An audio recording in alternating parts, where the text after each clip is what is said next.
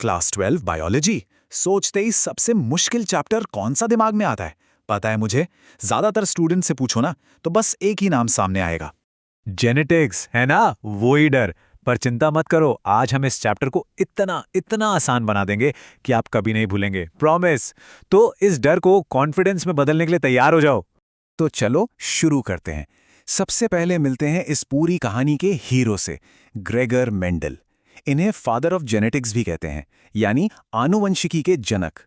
Basically इन्हीं की वजह से हम समझ पाए कि ये इनहेरिटेंस का पूरा खेल है क्या।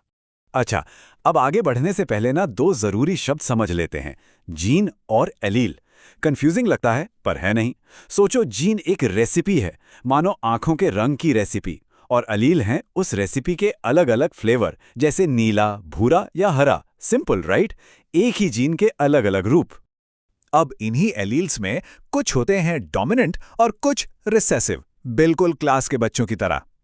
डोमिनेंट एलील जैसे कैपिटल टी, लंबेपन के लिए थोड़ा बॉसी है। अगर ये एक भी मौजूद हो तो अपना असर दिखा देगा। लेकिन बेचारा रिसेसिव एलील जैसे स्मॉल टी, बौनेपन के लिए थोड़ा शांत है। इसको अपना असर दिखाने के लिए हमेशा जोड़ी में, यानी दो टी एक साथ आना पड़ता है, तो डोमिनेंट टीम का लीडर है। तो मेंडल ने अपने एक्सपेरिमेंट्स के बाद हमें दिए 3 गोल्डन रूल्स, सोने के नियम। ये 3 रूल्स ही जेनेटिक्स की बुनियाद हैं। चलो एक एक करके इनको डिकोड करते हैं।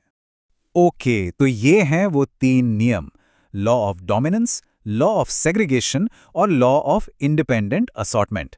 हाँ, मुझे पता है नाम थोड़े भारी हैं, पर ट्रस्ट मी, इनका कॉन्सेप्ट बहुत सिंपल है, हम सबको समझ लेंगे। पहला नियम, लॉ ऑफ डोमिनेंस। इसका मतलब बिल्कुल सिंपल है। जब दो अलग अलग अलील एक साथ होते हैं तो एक ताकतवर यानी डोमिनेंट अलील दूसरे कमजोर यानी रिसेसिव अलील के गुण को दबा देता है। जैसे हमने देखा, लंबेपन टी वाला गुण बौनेपन टी वाले पर हमेशा हावी रहता है। दूसरा नियम, लॉ ऑफ सेग्रीगेशन। ये कहता है कि जब गैमीट्स बनते हैं, स्पर्म या एग, तो एलील की जोड़ी अलग अलग हो जाती है। हर गैमीट को जोड़ी का सिर्फ एक ही एलील मिलता है, बिल्कुल फेयर डील। और पता है, ये नियम यूनिवर्सल है। इसी की वजह से छुपे हुए लक्षण अगली पीढ़ी में फिर से आ जाते हैं। चलो, अब एक पक्का एग्जाम वाला सवाल। मेंडल के कौन से नियम को युग्मकों की शुद्धता का नियम भी कहते हैं? सोचो सोचो। बिल्कुल सही, लॉ ऑफ सेग्रीगेशन। क्योंकि हर गैमेट एक लक्षण के लिए हमेशा शुद्ध होता है, उसमें सिर्फ एक ही एलील होता है। तो आखिर इन नियमों का फायदा क्या है? इनका इस्तेमाल करके हम आनुवांशिक क्रॉस के जरिए आने वाली पीढ़ी के लक्षणों का अनुमान लगा सकते हैं। चलो देखते हैं कैसे। चलो एक मोनोहाइब्रिड क्रॉस के सफर पर चलते हैं। हमने शुरू किया पी पीढ़ी से, यानी पेरेंट्स। एक शुद्ध लंबा पौधा लिया टीटी और उसे क्रॉस कराया एक शुद्ध बौने पौधे टीटी से। F1 पीढ़ी में क्या मिला? सारे के सारे पौधे लंबे टीटी। लेकिन जब हमने F1 वालों का सेल्फ क्रॉस कराया टीटी एक्स टीटी, तब F2 पीढ़ी में गेम पलट गया। तो सवाल ये है कि F2 पीढ़ी के नतीजों को हम प्रिडिक्ट कैसे करें? इसके लिए हमारे पास एक सुपर कूल टूल है, और ये है पनेट स्क्वायर। ये एक सिंपल सा ग्रिड है जो सारे संभावित नतीजों को दिखा देता है। देखो, हम एक पेरेंट के गैमीट टी और टी ऊपर और दूसरे के साइड में लिखते हैं। फिर बस इन बॉक्स को भरना है। टी और टी मिला तो टीटी, टी और टी मिला तो टीटी, फिर से टीटी और आखिर में टीटी। हो गया। तो अब देखो इसका नतीजा। F2 पीढ़ी का फिनोटाइपिक अनुपात, यानी बाहर से देखने में कैसे लग रहे हैं। हमें 3 लंबे पौधे मिले और एक बौना पौधा। तो अनुपात क्या हुआ? 3:1। इसे तो बिल्कुल दिमाग में लॉक कर लो। और अब आते हैं जीनोटाइपिक अनुपात पर, यानी उनकी जेनेटिक बनावट क्या है। हमें एक शुद्ध लंबा टीटी मिला, 2 हाइब्रिड लंबे टीटी मिले और एक शुद्ध बौना स्मॉल टीटी मिला। तो अनुपात बना 1:2:1। समझे? फिनोटाइप में 3:1, जीनोटाइप में 1:2:1। और यहीं पर आता है मेंडल का तीसरा नियम, लॉ ऑफ इंडिपेंडेंट असॉर्टमेंट।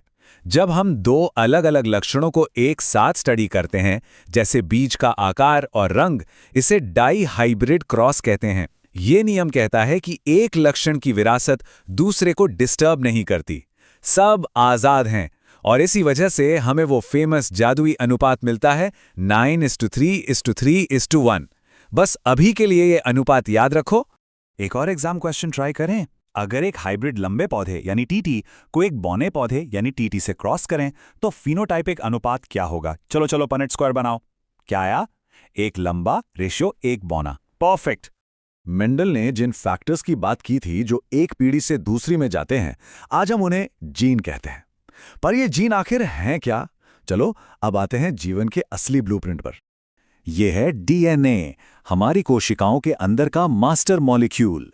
इसका स्ट्रक्चर एक घूमती हुई सीढ़ी जैसा होता है, जिसे हम कहते हैं डबल हेलिक्स। इसी में हमारी सारी आनुवांशिक जानकारी कोडेड होती है। यही वो चीज है जो माँ बाप से बच्चों में जाती है और तय करती है कि हम कैसे होंगे। ओके, कॉन्सेप्ट तो समझ आ गए। अब फोकस करते हैं कि जेनेटिक्स में फुल मार्क्स कैसे लाएं।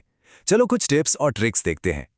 देखो, कुछ आम गलतियां हैं जिनसे बचना है। पहला, ये की रेशियो 3:1, 1:2:1, 9:3:3:1 भूल जाना।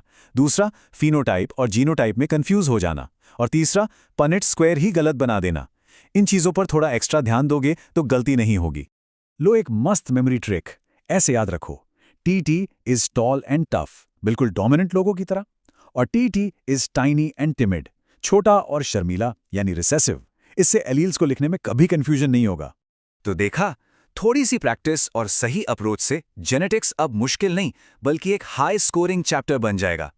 और आखिर में बस एक सवाल, हमारे जीन हमारा ब्लूप्रिंट जरूर है, लेकिन क्या हम सिर्फ उस ब्लूप्रिंट से बनी एक इमारत हैं, या क्या हम उसके आर्किटेक्ट भी बन सकते हैं जो अपने चुनाव और माहौल से उस इमारत को आकार दे सकते हैं?